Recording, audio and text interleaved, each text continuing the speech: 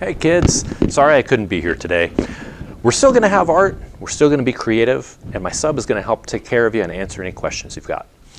You know, artists make a lot of different kinds of art. Usually it's pretty still. Paintings and sculptures usually don't move much. But there are artists who make moving artworks. And today we're going to make something called a spinner snake. And if you build it correctly, it can move and create kind of an interesting effect from the designs you put on it. I'm going to show you how to do that. You're going to start out with a piece of paper and an ice cream lid. We're going to use a Sharpie to trace that circle into the middle of your paper. Just hold it with one hand, draw your line around the outside. You want to make sure that the whole circle fits on your page like that. Once you have that drawn as a circle, we're going to create a spiral that goes in toward the center. To make it easier to cut, we're going to try to make sure that this circle, this spiral, is about 2 fingers from the edge at all times. So I'm going to use 2 fingers, and I'm going to put them right at the edge on the inside, and I'm going to start my marker going kind of in a curve, getting skinnier and skinnier till it reaches the edge. That's going to be the tail of my snake. See how it gets thinner at the edge? I'm going to continue this spiral closer and closer to the middle as I go around, using my 2 fingers as a guide until I get there. Kind of like this. It can get a little tricky when you get back around to where the tail was, so you can watch how I bring that circle in. Kind of looks a little like a cinnamon roll too, doesn't it? This would be a great way to draw a cinnamon roll. Now my fingers are next to that tail, but they're 2 fingers away from the tail, so my spiral will naturally come in closer. At some point, you might feel comfortable drawing that line freehand, and if you can do that, slowly and carefully, keeping it about 2 fingers wide, that's fine too.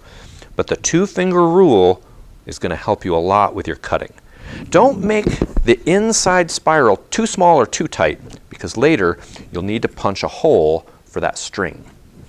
Now that I have that done, I would use my scissors to cut it out. And I think the best thing to do is to cut off all this scrap first. Just cut around carefully and neatly. Notice that I'm cutting slowly so I can stay on that line. When you have it all cut out, it starts to look a little bit like this. With it cut out, you can start planning your designs all the way around that spiral toward the center. You can also flip it over, and I don't know if it shows on the camera very well, but I can still kind of see the lines soaking through from the marker. And you can create a design back here too. When that's all designed, you'll cut the snake as a spiral. You'll follow that curvy line that we measured with our 2 fingers until you get all the way into the middle. Remember that you want this decorated front and back before you do your cutting. You could try to decorate it after it's cut, but it'll move around a lot and it just makes it harder. So do your decorating first. Get it all cut out using whatever colors you want as your decoration. But cut it out all the way to the center. Once you have that done, you're ready for the paper punch. Almost got it here.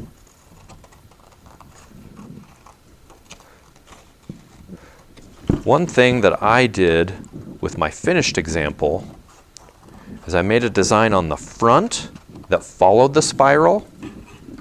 You can see how my marks go all the way inside, kind of like they do here. But on the back, my designs go from the middle out. I thought it was easier to draw on the back with the design going middle to the outer edge, because I kind of had a hard time seeing the lines. If you have a hard time seeing the lines, you can be flexible and creative about your design too. Almost got it. There we go. I've reached the end. I use my paper punch to Make a hole. I don't want it too close to the edge because I don't want it to break. Maybe could go right there, like that. Now, the yarn doesn't have to be super long, about that big, maybe about as wide as your shoulders. You don't have to measure it with a ruler. And then we're going to pass the yarn through that hole so that we can tie it and hang it. When you're all done with these, you can take them home, hang them in your room or hang them from a light, and when people walk by, it'll spin and create an interesting design. That's it. Have fun.